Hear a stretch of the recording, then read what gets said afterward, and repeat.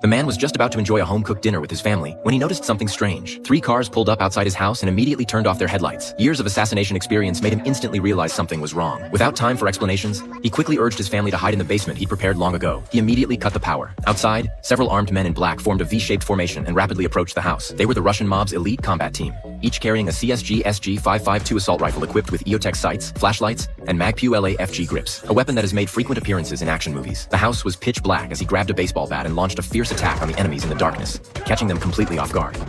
After taking down 2 enemies with the bat, the man began using the terrain to his advantage, moving swiftly through the darkness to efficiently eliminate the next mercenary, even remembering to wipe the blood from his knife. Hutch used everything within reach as weapons to strike his enemies, while his home was being riddled with bullets from their CSG 552s. Although Hutch single-handedly took down several enemies, he was eventually outnumbered and knocked unconscious by a sneak attack from behind. He was locked in a car trunk. The combat team had suffered heavy losses. From over a dozen members, only 3 remained. While the 3 survivors were complaining during their return journey, they had no idea that Hutch had regained consciousness in the trunk. Fighting through the pain, he managed to free his hands from the handcuffs and grabbed a fire extinguisher to launch his counterattack. He kicked open the back seat and began spraying the mercenaries in the front seats. With their vision blocked, the car immediately lost control, spinning several times before crashing by the roadside.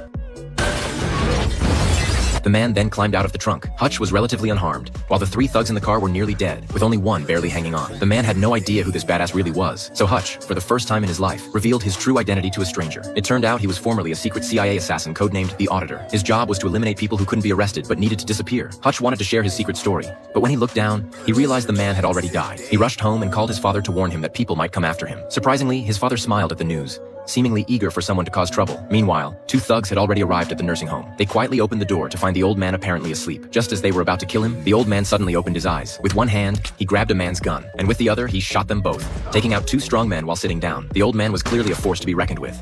Come on, Davey. Please turn that shit down.